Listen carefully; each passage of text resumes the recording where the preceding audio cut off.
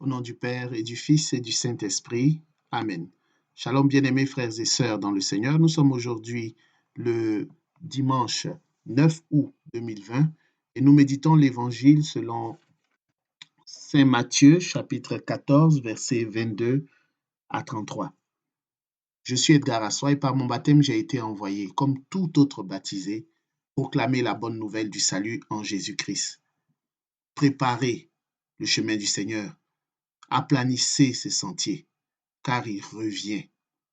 À vous grâce et paix de la part de Dieu notre Père et du Seigneur Jésus-Christ de Nazareth.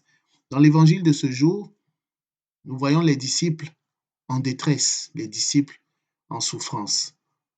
Ils vous aperçoivent alors qu'ils naviguent sur le fleuve, sur la mer, ils aperçoivent un fantôme.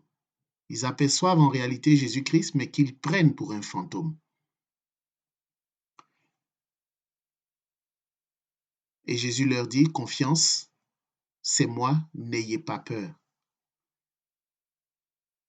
Cette situation de détresse, nous la connaissons tous, peut-être pas pour les mêmes raisons, mais nous avons tous connu ou nous connaissons tous des situations de détresse, des situations de souffrance, des situations de dépression, des situations de découragement pour diverses raisons.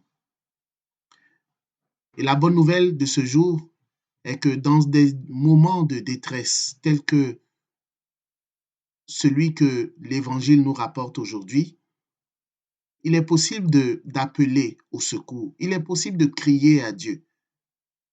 Il est possible de lever les yeux vers les montagnes, d'où nous viendra le secours, comme nous dit la Sainte Écriture. Et le psaume 130, le psaume De Profundis, s'inscrit exactement dans cette attitude. C'est un appel au secours. Bien-aimés frères et sœurs dans le Seigneur, appelle le Seigneur au secours. Parce que dans la situation que tu vis, ce n'est pas un homme, ce n'est pas une personne qui pourra te sauver, mais c'est le Seigneur, le Dieu du ciel et de la terre. Lui seul peut venir à ton secours.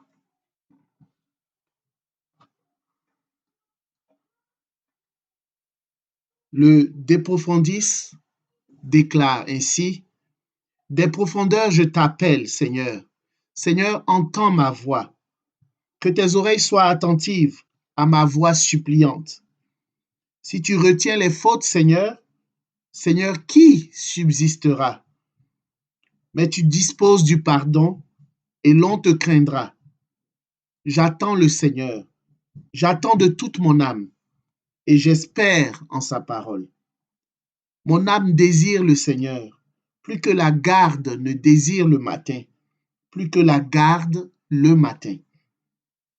Israël, mets ton espoir dans le Seigneur, car le Seigneur dispose de la grâce et avec largesse du rachat. C'est lui qui rachète Israël de toutes ses fautes. Appelle au secours. Ne reste plus enfermé sur toi-même, recroquevillé sur toi-même. Appelle au secours. Humainement parlant, il y a des choses, des actes que tu peux poser, mais surtout, appelle Jésus au secours. Lui seul peut te sauver de la situation dans laquelle tu te trouves en ce moment. Car rien ne lui est impossible. Aux hommes, cela peut paraître impossible. La situation que tu vis,